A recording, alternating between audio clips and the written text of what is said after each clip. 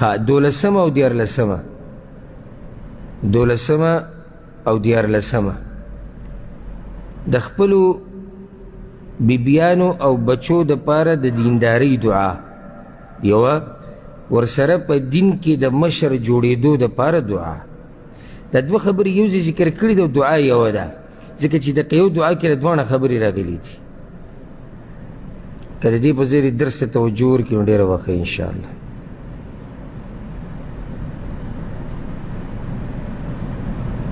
یو ده چې د خپلو بیبیانو او د بچو د پاره د دینداری دعا نو ورسره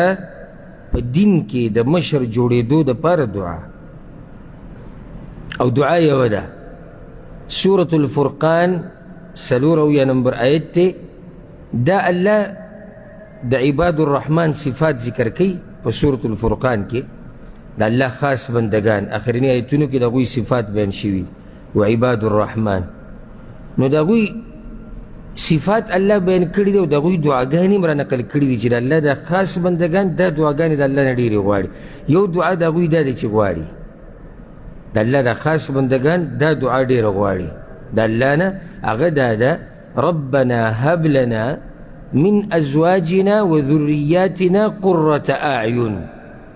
ای ربا زمنګه وبخې موږ ته د بیبیانو زمنګ نه او د بچو زمنګ نه یخوالی د سترګو قرة اعین یخوالی د سترګو وجعلنا للمتقین اماما او یا الله وګرځې موږ د متقیانو دپاره مشران دا دوه دعاګانې دي یو د بچو د بیبیانو دپاره شوه نو بله د ځان دپاره شوه چې یا الله ما په دین کې څه که په دین کې مې مشر که او د دواړو خبرو وضاحت که اولنۍ خبره د بیبیانو دپاره د ښځې او د بچو دپاره دعا غوښته دا د مؤمن بنده شان دی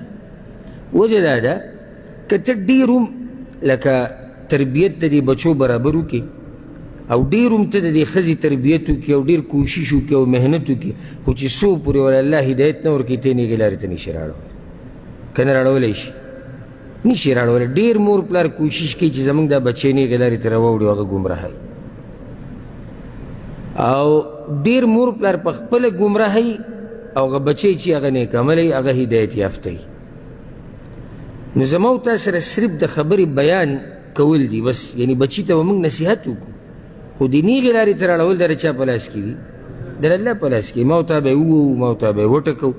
موږ به ورته قار هم شو موږ به سزا هم ورکړو موږ به نصیحت هم وکړو دې ښځې ته دې بچو ته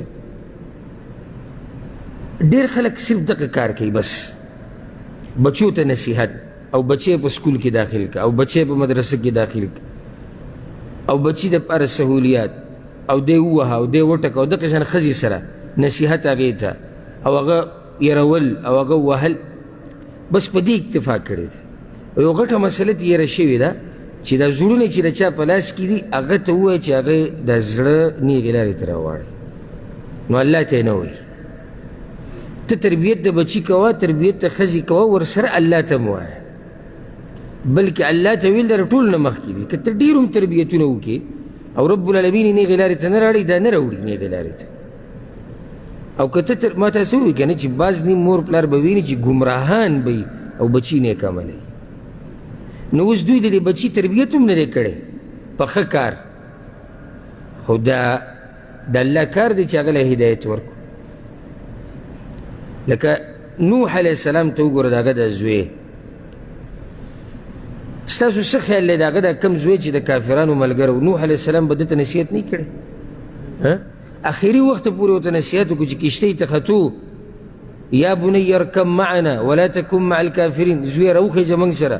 او د کافرانو ملګری کېږه دا د طوفان نه مخکې اخرنی نصیحت و دا یعنې د مرګه پورې نصیحت خو هغه ته هدایت میلاو نه شو ابراهیم علیه السلام خپل پلار سره څومره خبرې کړي دي قرآن کې شته که څومره نصیحتونه ورته کړي هدایت ورته میلاو شوی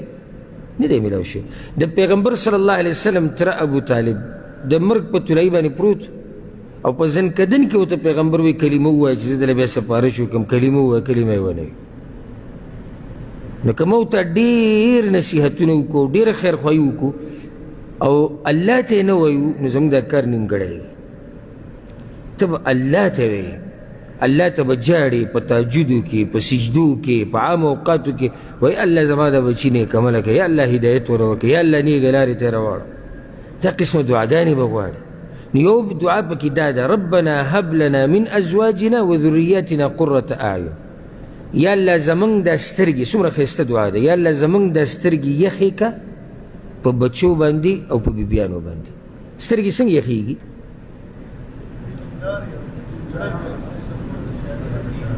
نږدې خو که دې نه واضح جواب، سترګې کله یخېږي؟ دا صحیح دی چې اولاد صالح یې، خو دا سترګې یخېږي څنګه؟ یو خو سترګې یخېږي که مړ شي ساتي وځي. ټول یو شان جواب ورکوه. زه تاسو ته د بچو نه وایم، زه وایم دا سترګې یخېده څه ته وایي؟ هغه بیا وایي دینداري او بچي. بچي ته لر کا، لکه ته وایې زما سترګې یخې شوې، دا سترګې یخېږي څنګه؟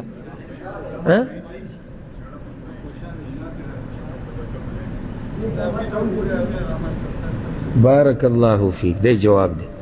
اگر که بیا دې جواب نیمګړی دی. جواب دا دی سترګې هله یخېږي چې ته په دې سترګو هغه څه وینې چې تا خوشحالوي، چې ته په دې سترګو هغه څه وینې چې تا خوشحالوي. دې ته وایي د سترګو یخېده او د سترګو په ارام کېدل، په سکون شي. دا سترګې د انسان هله یخې شي په بیبي باندې، په ښځه او په بچي باندې چې دی ویني په دې بچي کې او په دې ښځه کې هغه صفات چې دی خوښوي. نو چې اوس ته وایي چې یا الله زمونږ دپاره د سترګو یخوالی وګرځوه، نو د سترګو یخوالی به داسې ګرځي چې ته به دوی ته ګورې او خوشحالېږي او خوشحالېږي هر پلار په دې چې زما بچی دیندار وي. الا دا که چې ته ملحد کافري بېدیني هغه نه یم،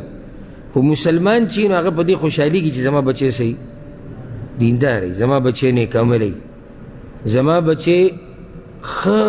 سیرت لري په محله کې، په قوم کې، په معاشره کې، زما بچی تابعداري، زما بچی زما خبره مني. په دې سره د مور په سترګې هغه یخېږي. ښځه چې کله ښځه کې پیغمبر صلی الله علیه وسلم د اوچتې ښځې صفات ذکر کړي، هغه دا ښځه ده چې دې ته په کتو سره سترګې یخېږي. پیغمبر صلی الله علیه وسلم وایي چې دا خاوند ورته څه وایي، څه ورته وایي نو مني. خاوند چې ورته څه وایي مني. نو دغه شان خاوند چې ورته وګوري نو خوشحالېږي، یعنې ځان یې خاوند ته سنبال کړی. دغه شان یو روایت کې داسې هم راځي چې خاوند ترې خفه شي نو دی زر راضي کوي. او دغه شان روایت کې راځي چې مینه ناکه ښځه، او دا خو پکې په اول سر کې دي چې هغه ښځه چې هغه د الله مني، او چې د الله مني خو دا صفات به پکې که نه. نو چې داسې قسمه ښځه د چا په نصیب شي نو دې ته په کتو سره سترګې څه شي یخې شي. دغه شان یوه ښځه ده، خاونې مسافر دی یا خاونې کار له تللی دی، کور کې نشتي، او دا ښځه د خپل عزت خیال ساتي، د خاوند د عزت خیال ساتي، د خاوند د مال خیال ساتي، د خاوند د بچو خیال ساتي، په داسې قسمه ښځې سره سترګې یخېږي. دغه شان هغه ښځه چې ستا د بچو تربیت هغه په دین باندې کوي، ته نه کور کې او دا لګی دی بچو ته، او دوی ته الله ښیي، دوی ته الله پیغمبر ښیي، دوی منزله لیږي، دوی ته دینداري ښیي، نو دې سره سترګې یخېږي. نو دا څومره ښایسته دعا ده. اوس الله ستا دا دعا قبوله کړي، څومره اوچت نعمت دې نصیب شو چې ته بچو ته ګورې او ته خپلې ښځې ته ګورې او ستا سترګې پرې خوشحالېږي. دا خو مونږ هر سړی غواړي که نه؟ کمې وي نه غواړي؟ هر یو غواړي چې زه بچو ته وګورم او زما سترګې په ارام شي، او زه ښځې ته وګورم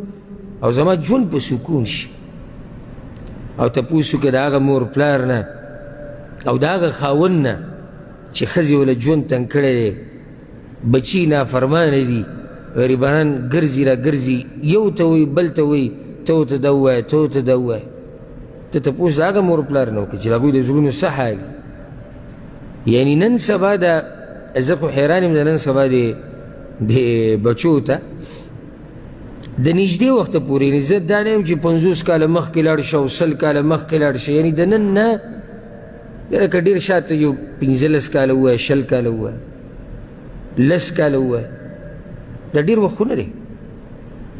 دا نږدې وخته پورې به پلار راولګېدو بچی به ووه به یې ټکو اب ورته کتونو مخې ته مخ به یې نه راړه غږ به یې نه شو کولی غږ بیا به پټ شو د پلار نه په کور کې اوس پلار غریب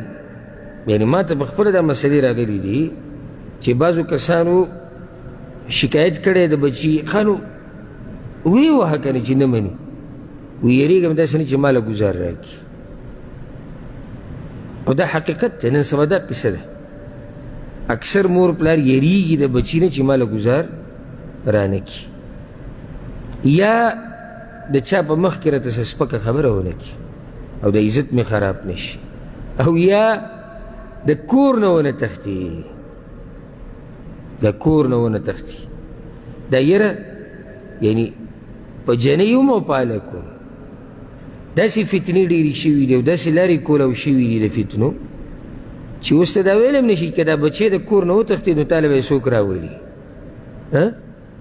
مخکې خو داسې وه که چېرته لاړ نو خو چې چاله هم ورغی تاله به یې واپس راولي ځکه چې معاشره برابر ده او که چا ولیدو نو تا ته وایي چې ګوره ستا زوی هلته اوس دته چرسي دته وایي راځه بنګي دته وایي راځه هیروین والا دته وایي راځه زیناکار دته وایي راځه ډم دته وایي راځه قاتل دته وایي راځه مجرم دته وایي راځه لارې ورته کولاو دي نو دته ځایونه ډېر میلاوېږي مخکې دا چې معاشره پاکه صفا وه که څوک د کور نه لاړ نو دته څه ځای د پناهي دا نه میلاوېدو نن سبا دور کې بیا دا دعاګانې ډېرې ضروري ویل پکار دي ډېرې ضروري چې الله زما سترګې یخې که زما په بچو باندې او زما په ښځه باندې دا دعاګانې د هغه وروڼو دپاره چې هغوی ودونه کړي د بچي دي کومو چې لا ودونه نه دي کړي دوی د څه دعا غواړي وایي زموږ سترګې یخې که په ښځو باندې چې شتي نو سترګه په څه یخې نو دوی له بیا دا دعا پکار دی چې یا الله نیکعمله بیبي راکړه دې ځینه به شروع کې بنیاد به کېږي نو مخکې به بیا دعاګانې وغواړي هر چې کوم ملګري هغه دي چې الله وله بچي او کور ودانې ورکړي دي او هغه خویندې میندې چې بچي لري خاوندان لري هغوی له د دعاګانې پکار دي اسانه ده که ګرانه ربنا هب لنا من ازواجنا وذرياتنا قرة اعين